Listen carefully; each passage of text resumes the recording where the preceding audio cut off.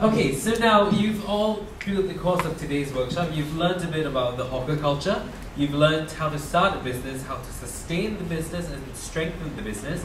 You've also heard real life stories from hawkers who are living the life right now. Now it's time to hear closing words from our guest of honor today, Ms. Elim, as well as some uplifting words that she has for us. And she's closing the presentation for us. Thank you so much. A round of applause. Thank you. Good. You guys are really interested in the topic, which is very key. Passion is the only thing that's going to carry you through, right? You sit here and hear all the challenges, right? Especially all the true hawkers. All the true hawkers will tell you long hours, sacrifice, no family, no time, and things like that. You heard everything. And how many of you are still wanting to come into this trade? Still left one, 2, 3, 4, 5. Okay, or nobody, everybody after today say, I think better go and work for someone, right? Okay, the power of change is in your hands. Today you realize that a lot of things can change in your hands. The tipping point came when if you realize when you could vote your favorite idol, right? You could, in the early days you can't play a part. Today, when the tipping point came, when your favorite singer, your favorite American Idol, Singapore Idol, you can vote for it. And that is where you see the tipping point where people and community now have power to create change. And you can change your own life, right? And a lot of people say, hey, we are not successful. We believe that we are not successful. Many say, I'm not successful because, everybody think that they're not successful because, wait, let me go back. Can you go backward again to the beginning? That we're not successful because we lack.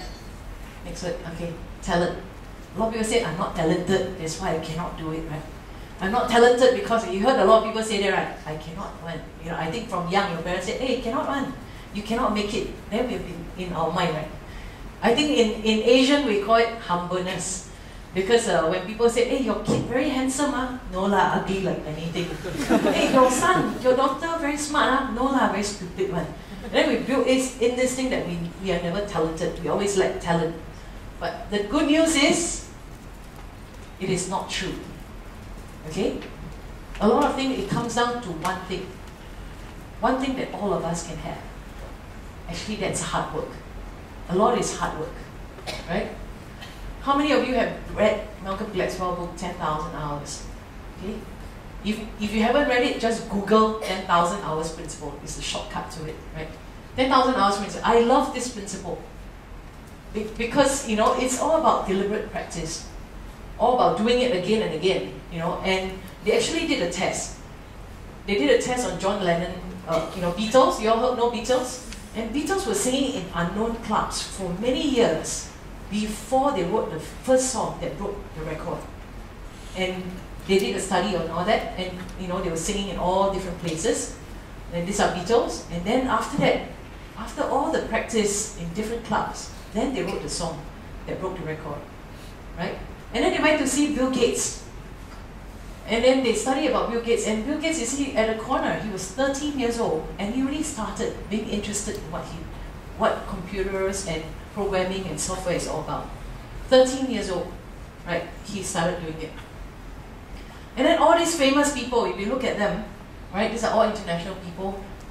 They are all, if you look at what they're doing, it's all about practice. You want to learn the violin, you want to run, even, on wheelchair, being people who are in our Olympics, right, Paralympics, they also practice to get there. Then we come back closer to home. These are all our winners and our champions, right? Like this little boy, I heard him play the piano at 7 years old. He started when he was 3, and he played the flight of the bumblebee, and I said, hey, he's 7 years old. He could be playing like any other kid. But when he sits on the piano, he plays beautiful music. But he's disciplined to get there. And he started at 3. Right? But in Singapore, again, we have this one. I'll go to the next one. In Singapore, I have this boy called Elijah. He's actually my godson. He started when he was 10 years old. He volunteered at our social enterprise market. And he started learning violin. I said, come here, you go there and play the violin and busk, And people give you money. And from the money you make, you give it to the poor. So he started at 10, he played the little violin, and then he helps the handicapped people, our social enterprise enterprise market at Vivo City. If you all remember, first and last weekend of the month, on the first floor, we bring out less advantaged people to do their own business, right, in handicraft. So Elijah will go there and help them pack. But today at 16 years old, he learns to draw. You know, he learned to paint, so that every painting he sells, he make a pair of glasses for children in developing those underdeveloped countries, you know, where children don't even have proper eyeglasses. So every $50, one child get a specs in those developing countries, right? So I'm showing you about people starting young, right? Thomas Edison says 99% is perspiration, but 1% is inspiration. You're all inspired today to get started. But actually the 99% is really working hard. So you can put your talent, but you can be talented, but without practice, you will not be successful. Why I'm sharing with you this? Because when I was in school, I was never the top student. I was always the most outstanding student, outside standing. So I never thought I would be successful. I never thought I would be standing here sharing with you. But you know one thing? I started to work, and I work, and I work, and I work hard. And after many years, this is where I am. The success came after many years. But you know, same thing, after you work, but many people quit at the 5,000 hours. Is that correct? They always say, you know, in the beginning of the year, everybody make New Year resolution. And it's for you to break on the second month and third month. So the gym is only full on the first month in January. After February, it gets lesser, March gets lesser, and then next December, you make resolution to go back to the gym.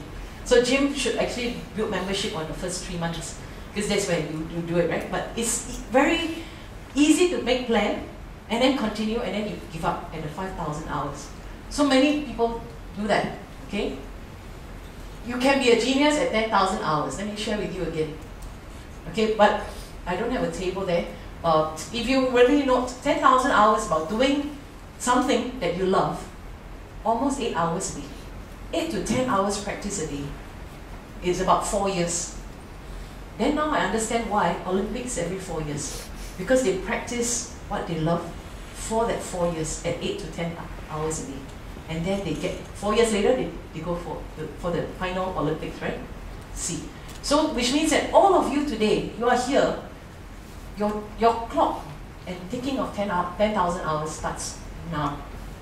Which means that I'm equal with you. Does not matter, I know we have a PhD here, give me his card. I'm also PhD, passion, hunger, drive. Right, that's my PhD. All I know is, today we are all equal. If you want to cook, you want to do something. Somebody told me he wants to do a French, Italian food, right? And you want to do your barbecue food. Your clock starts now.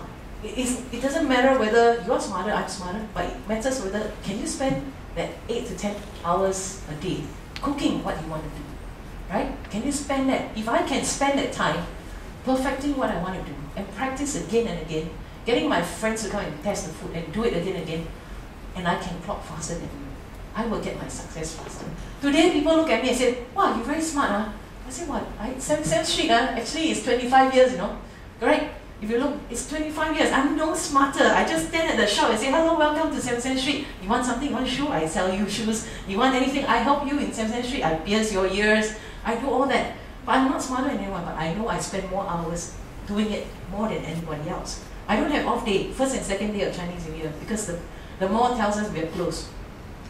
So what I do is, last time when I was sit downstairs Far East Plaza on the first and second day of Chinese New Year, because all my customers still come because they got ang pao money to spend, right? Okay.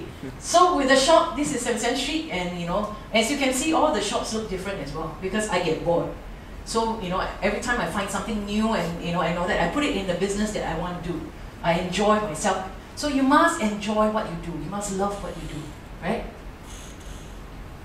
Can you go back to one more?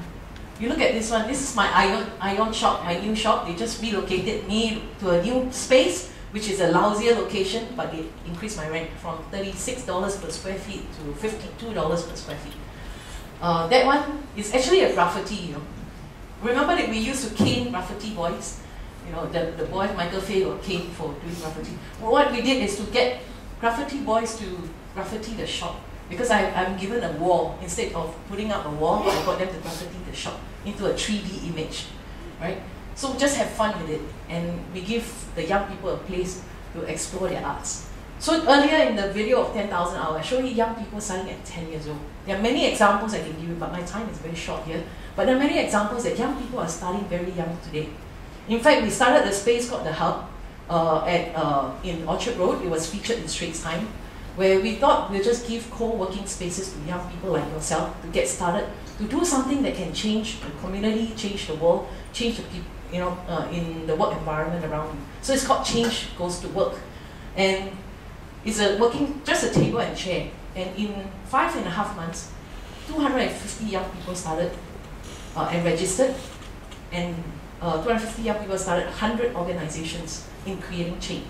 So I'm saying that today, many young people like yourself are starting to create change, right? So why am I here as well?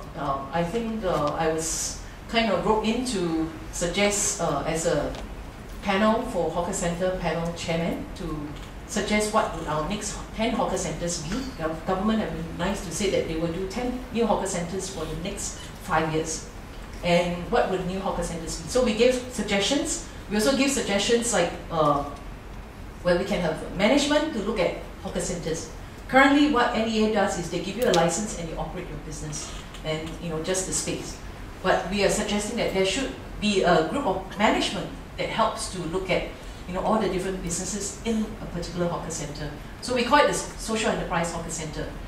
But about 3 months ago, a friend called me and said, hey, I retired with a few other friends, and we decided to take over this hawker centre called Kampong at Simpang Bedok. And we decided to do it as a social enterprise and help people who need a store. So I went over, and this is where it is. This has been closed for 3 years. But 15 years ago, I heard this was the most popular hawker centre in Bedok area. But now it's been closed for 3 years. So my friend's taken over the place, and we bring back food like vade, we bring back food like putu mayam, and different type of foods. And then we create corners for community spaces where you can, in fact, every Friday there's 3 young guys who will go there with their guitar and sing for you. Have you heard, performance at hawker centre? So the 3 guys call themselves Good Friday, so that you can start your weekend at a hawker centre. So we do different things in a hawker centre. Niven here, I thought he would come, but he is not here. But Niven actually is the Margaret Drive chicken rice, famous chicken rice. And he took after his father's recipe, and then he decided to partner out over there on this side, on the right hand side here, Elim, our national bowler. Being a national bowler, she always go bowling, and she eat Queensway bowling, and she eat at Margaret Drive, the chicken rice. So what's the thing that she said, hey, if I want to start a business, what to do? Chicken rice. So it's called Big Bowl Chicken Rice, right? Good idea, right? And then the newspaper came to cover her. So we are also taking over recipes of all the second generation and third generation businesses. Like earlier you heard of your Indian Rojak, as well as new hawkers that are coming up, hawkerpreneurs we call them as well, where your cookie and ramen and things like that. All of you are, today you are all exposed to new ideas. But it's whether do you sacrifice yourself to start as young as you can, to get the experience, to make that difference for yourself, right? So these are the 3 young guys calling themselves Good Friday. Okay, so be it in all is to tell you that today I'm equal with you. It doesn't matter how smart you are. It matters whether can you start what you want to do today, and how within a short time can you do it. 8 hours? 8 hours a day, remember, is 4 or 5 years, right? So if you are more lazy, then it will be more years. So you measure your own time. When will you want to be successful? 4 years? 5 years? And I think earlier you heard one of the young guys said the dad works 15 hours a day, right? And to pass down the recipe. Of course, if you pass on the recipe, even better, because you've been taken many hours to be there already. Or you guys want to have your own recipe, right? These are all things you need to try it out. So the thing is, I'm very excited about this 10,000 hour principle, because it is the same exact thing that brought me to success. And therefore, I get involved. Many people will also be confused. Say, I see Elim Chu here, Elim Chu here, Elim Chu there, everywhere. What you do, some of them will ask me, right? Because why? I know that I learn from doing things. I don't learn from reading. I don't learn from learning from the books. That's why I never did well in school. But I learned from being there and doing it, and therefore I can excel in the things I love to do. And people say, hey, your work. I say, no, I don't work, I play every day. Right? Therefore, I can be entrepreneurship. I'm helping with the movement of entrepreneurship, social entrepreneurship, hawkers, hawker centers. But my best thing is, actually, I can't cook. I can eat very well. Yeah. So, whenever you are testing out your recipe for your cooking, your thing, you can call me, I'll come and eat. Yeah? That's the best thing I can do. So I want to give you the challenge. You are here because you love to do something. You want to do something with your life. Can you commit yourself to doing it? Doing it, whether you want to sing, you want to be a photographer, you want to hold an event, right? You learn a lot of learning points, right? Doing it, organizing it, doing it. And then one day you said, hey, maybe I start a company organizing events like this, right? But this time I charge, something like that, right? And get sponsors. Things that you do, and you do it again and again, you can only learn to get better. We can tell you by all the text what is the right thing to do. But when it actually comes to applying it, it is totally different. And experience is the only thing that can give you the reflex, how to react to it. Many of you are parents, you have children, right? Same thing, you read books how to be good parents, right? You try looking after your kid. It's not as easy as it is, right? The books say, do this, do that. It's not as easy until you are really doing it. So the challenge for you to be here, the team have worked really hard. I know they've just been going on it to give you the knowledge, the understanding on how YHawkerprise can be, how wanting to do what you want to do, where to start, giving you the different skill sets in terms of thoughts. But today, going out from here, you are one who will set your own 10,000 hours. So I wish you all the best, because we are planning for the next 10 hawker centers. We need to fill up the whole 10 hawker centers with young people like you too. Because the last thing we want is for the government to come and say, you say young people want to be in hawker centers, nobody wants to be there, right? Then we plan to have healthy food options, right? Can you imagine? Nobody wants to go into hawker centers. Then there will not be any more hawker centers. So, keep your feedback coming, keep your ideas coming. We can only change to be better. Right? If you're sharing your ideas, and your food ideas, even, we will all come together to support each other. We are here for each other. Singapore is very small, right? By one Facebook, you can connect to me or connect to many people. By email, you can be connected as well. We come together and make this the best place we can be. And then how can we then influence the world? And I think the most exciting thing is Asia is the fastest growing place in the world now. Europe, US is not doing well. Everybody is coming to Asia. But you know what? One day, our Asian food will be in every hotel, every kitchen, every cafe will have an Asian menu. And that's where we need you. Right? The potential is huge. Where will you be? Right? So, again, I want to congratulate you for being here, because I know you spend your Saturday here till this time. I know that you really want to do it.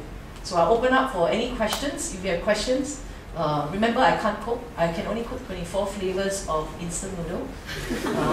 Yeah, other than that, I can eat very well. Any questions that you all would like to have? No questions? Yes? So you got the book, what, 10,000? I googled the book. Yes.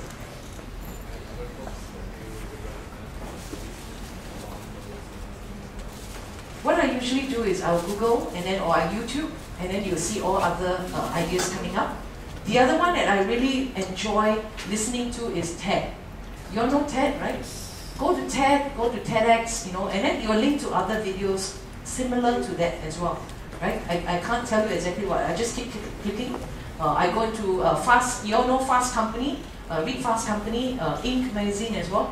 Actually, they give you a lot of ideas, right? But actually, while you're doing it, and then you hear feedback from people, that's where you also implement what you want to do as well. A lot of things I learned not from your own business as well, sometimes from other people's business, then you apply it to your own business. That's why I enjoy doing so many things, because now I am the connector. I can plug, and then put all together into one idea.